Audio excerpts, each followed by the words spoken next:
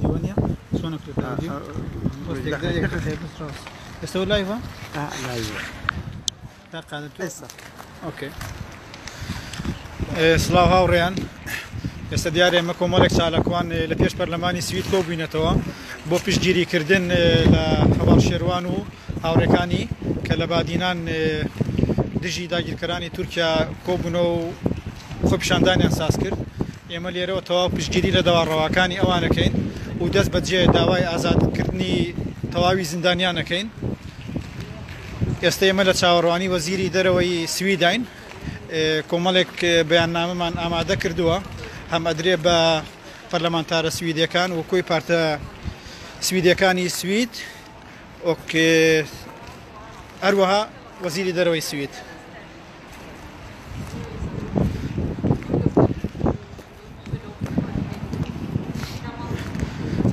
بڕیار وایە نیو کاتژمێری تر وەزیری دەرەوەی سوید بگاتە ئێرە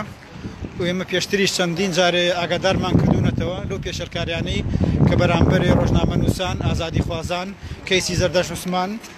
هەروەها تەواوی کەیسەکانی تر کە پێشەرکاری کراوە بەرامبەر دەنگە ئازادەکانی کوردستان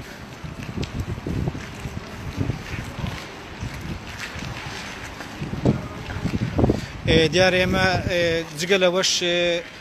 دواتر کاتمان گرتووە لەگەڵ دوو پەرلەمانتاری سوید کە ئەوان دانیشتیانەیە لەگەڵ وەزیری دەرەوەی سوید دیارە بە تێر و تەسەلی باسی کەیسی شێروان و هاوڕێکانی دەکرێت.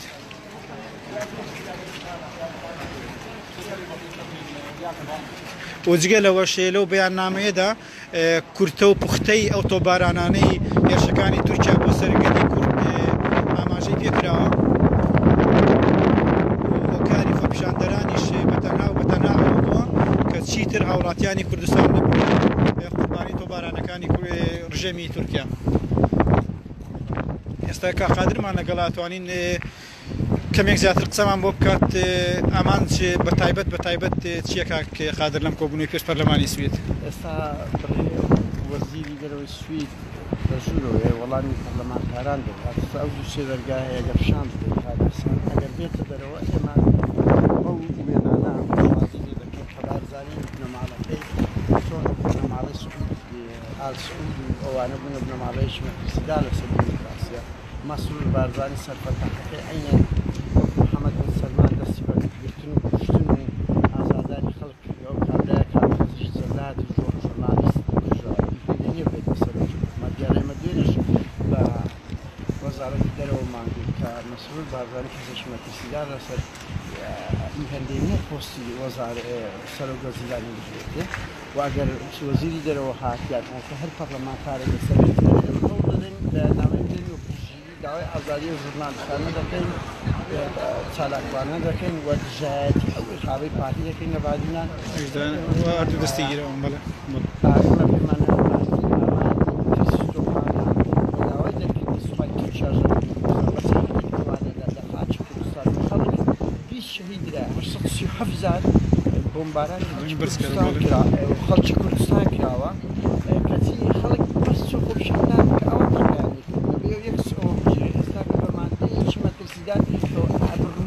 بۆ یەک پێشی هەموو حیزبە سیاسەکانی کوردستان بۆ مسەقەفی کورد کە لەسەر ئەو دەنگە جوانانە نایەنە جواب چی شەرمەزاریەکە کۆمەڵی گەنجی و تێکۆشەری بادینان لە جەزیرەی بەرمۆدا لە دەرگای بەرمۆدا خۆپیشاندان دەکەن خەڵکی ئێمە وەکو فلیم سەیریانەکە بمرن باشتر ئەو هەموو حیزبی مسەقەف و دەفاعەتەی کە لە بۆ ئەو دەنگانە نایەنە جواب ئێمە ئیشی ئێمە ئەوەیە پشتگیری لەوانە بکەین ناکرێت خۆ تۆ سەیری فلیم ناکرێت تۆ سەیری چالاکوانی کەسێکی ئازادی خوازی دەیبێ ئێمەیدا ئێمە پەیوەندیمان بە زۆر ناوەندی سیاسی کرد لە ئەمیسی کۆمەڕای گۆشت لە کۆنگرسی ئەمریکی لە کۆشتی سپی لە پەرلەمانی ئەوروپا لە پەرلەمانی ئەڵمانیا لە زۆر شوێنانە و بەردەوام دەبین و ئێمە ئەوە دەڵێن بەدەیان کەسانی ئەوروپی ئەمە ئاگادارین بە کورد لە عەرەبەک ئەوانەی ڕەخنەگیری ماڵی بازانی ئێستاەوە بەردەوامین ئەو کەسی بەجوێنین و ئەو کەسە ئێمە بەردەوام دەبین ئەوە نامەیە کە ئێستا دەدەینە هەر پەرلەمانتارێک بێرە دابێتن دەیان دەینێ و ئەگە وەزیری دەرەوەش هات بەو وێنانە پێنەوە وێنانە دەبینین کە بەشی بنەماڵەی بارزانی بەشش ئازادی بۆ ئەو ژورنالیست و پەکوشەی بادیانەکە پێیان دەڵێ لە پشتیانی بۆ داوا و پشتگیری ئەوی شیرازۆی دەکەن وە بە هیوای ناڕەزایەتەکان لە ئەوروپ پاش وەک ئەوی برۆکسل بێ وەک ئەوی ئێمە دەرگای پەرلەمان حکوومەت ناوەندە سیاسی و ئەوەکانیان لێ بگرن. دیارەوەکو کاقادر ئاماژەی پێکرد دیارە ئێمە بە بەردەوامە بین و زۆربەی هەرە زۆرە شوێنەکان ناوەندەکانەوانی کە پەیوەندیان هەیە لە ڕاستەوخۆیان ڕاستەوخۆ لەگەڵ کوردستان دیارە لەو پێشەکاریانە بەردەوام ئاگادار کراونەتەوە.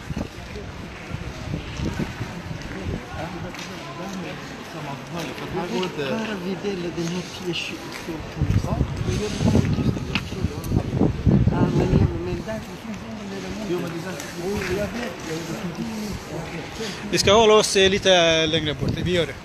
Absolut, vi fixar det. Tack så mycket. Tack. Vi fixar det.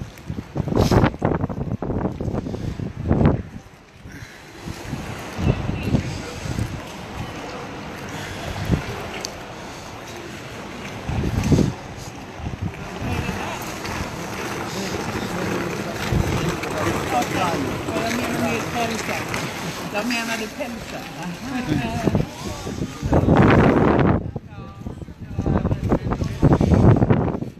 دیارە بۆ هاوڕیانی کە لە سەرتاوی گویان لێ منەوە ئێمە وا لە پێش پەرلەمانی سوید کۆبووینەتەوە بۆ پاڵپشتیکردن لە هەڤاڵ شێروان و هاوڕێکانی دەست بەجێ ئێمەش داوای ڕاگررتنی تۆبارانی سنوورەکانی کوردستان و بەدەرکردنی سەربازانی تورکەکەین لە خاکی پیرۆزی کوردستان و داوای ئازادی دەست بەجێ بۆ هەڤاڵ شێروان و هاوڕێکانێکین دیارە زۆربەی هەرە زوێنی شوێن ناوەندەکانی سویدمان ئاگادار کردوێتەوە ئێمە ئەمڕۆ بۆیە بە تایبەت لێرەین دیارە وەزیری دەرەوەی سوید ئێستا لە پەرلەمانی سویدە و پێشتریش ئێمە یاداشتمان لە ڕێگەی دوو پەرلەمانتاری سویدەوە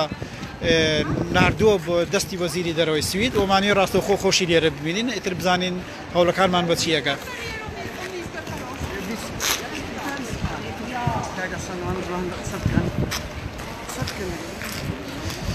کاک سامی ئەگەر تۆش پەیامێکی کورد بڵێ ئەمڕۆ لێرە ئامادەی ئەگەر بێتەوە وەرەوەرەمدا داواکاری تۆ چییە ئەمڕۆ بۆ لێرە لە پێش پەرلەمانی بۆی هاتوونەتە بەردەوری پەرلەمانی سویدی بۆی کەەوە داواکەین چەند شتێک لە چارەکەوان دەستگیر کراون بە قانونێکی سەخیف حکمی ئیدامیان یان وەکو قانونێکی حکمی ئیدامی وایە لە کوردستانە بنەماڵەی بەرزانی بۆی ئەم کاراکە بۆی کە خەڵکەکە بتۆقێنێ بتێسێنێ بۆی کەواتە داوای مافەکان و ڕێژەکانی خۆی نەکرێت لە قانونی ئەمەی متحیدە وەکو ئیستا باسی کرد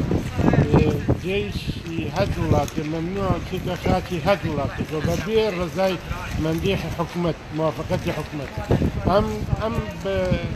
جێشی تورکیا لە ناو خاکی کوردستانە بە قانونی ئەمەی متحیدە بۆی نییە لە ناو خاکی کوردستان کاک سامی پارتیە قانون دەزانێت پارتی قازانجی بنەماڵەکەی دەزانێت گە نازانێ ئەو جاشایەتی ناپارچیە ینی خەڵک ڕاپەڕیە خەڵک حکوومەت عێراقی دانەی دەکات پارتی ژیری دەکات خەڵک ڕادەپەڕێ دەیگیرێ بە مادەیە کە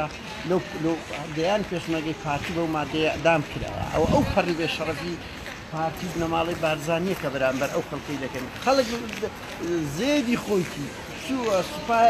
دیارەکە قادر ئێمە هەمووانە و ڕاستیان نازانین بەڵام چەند گرنگە ئێستا خەڵکی کوردستان بێتە سەر شەقام و داوای دەست بەجێ ئازادکردنی خەڵکان شەقامیش کاکە ئەی بە شەرما و هەموو حیزب کارتۆنی درۆزنە هەیە دروشتنی مافی مرۆڤیانەیە بە هەژدە گەنجی بادینان دەستگیرکرانەوە لە سێ ئەساسێک لەسەر ئەوەی بەزنێتی خۆپیشاندانیان هەبوو لە چێشتی وا هەبووە بەعستی وای کردیە خەڵک خۆپیشاندانی لە 82 دەکرد بەعز بەری دەدا بە مادەی ئەدامی ئەوە نەدەکرد ئەوی ماڵی بارزانی دەکەن کا قادر جگە لەم حیزبانە ئەرکی چییە بێت ئەم خەڵکە بزولێنێ و هەر کەسێک خۆی پێ ئازادی خوازە هەر کەسێک خۆی پێ ئازادی خوازە هەر کەسێک درۆ ناکە لەگە مافی مرۆڤ فەرموو ئەوەتە سەدا ڕێگە هەیە بۆ کاری چالاکی ئەتوان بە دوو کەس بکەن بەڵام تا لە ماڵەوە فشەی سیاسی بکەن نێنە سەجادا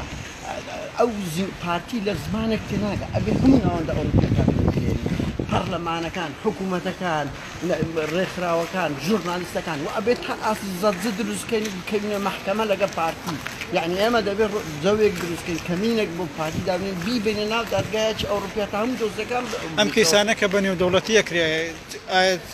چەند زەرەر بە کێسی کوور دەگەێنێ کاکادر ئەگە پارتی جێلێ 28 ساڵە راپۆرت و ڕێکخراوێکی نێودەوڵەتی مایە ڕستوای کێشەی کوردنەکە بەڵام لە کەماری سەی پادۆ کورە لە سەردەشتەوە لە ئەم ئەوە بە هەزاران بەڵگەنامە لەسەر کورد دەرکرای هەمووش دەرنجامی ئەرهابی پارتی عەقڵیەتی پارتی بووە سەرۆکی پەرلەمان دەربکرێ بۆ ویری پێشمەگە جندێک دەری بکاتە دەرێ بۆ جێگیری بارزانی ئەمری ئەدانی هەبێ و لەسەی تەرە دەربکری بووە خوێنکارە قوتابیانی پارتی زانکۆی قەپات بکە بووە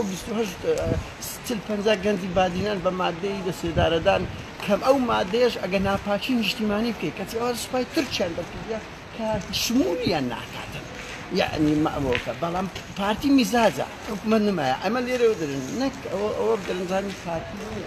ئەوە بێژیرەتی و بێکەرامەتی هەموو ئەو حیزبانەیە بە گۆڕانەوە کە ئەو ناپاچەی کرد بە عزبی شوعیەوە کە باڵە دیموکراسی مافی مرۆڤ و ئازادی دەکەن خوا دەنگتان چیە سەنجی مالە بادینان ئەوەی وەی کردی کە پارتیوا خەڵەگادی دەرەنجامی ئەو ترسنۆچەنە هەموو دەڵێن دەچین چاکسازی لە حکومەتش چاکسازی بکەین ئێوە سەرفە تاقەکەی بە ئێرهاب دەست پێ کرد چۆ محەممەد مسلمان بە خاشزیەوە کرد مەسرور بارزانی ژوای کرد بۆیە درۆ مەکەن بەڕاشکایی بڵێن بێزار بینە لە درۆکاتان لە فەیسبوک لە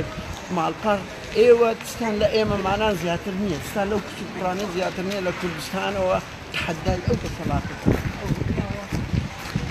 لە ئەوروپاوە لە وڵاتەکان دێن و ئێمە بزانین ئەوڕۆ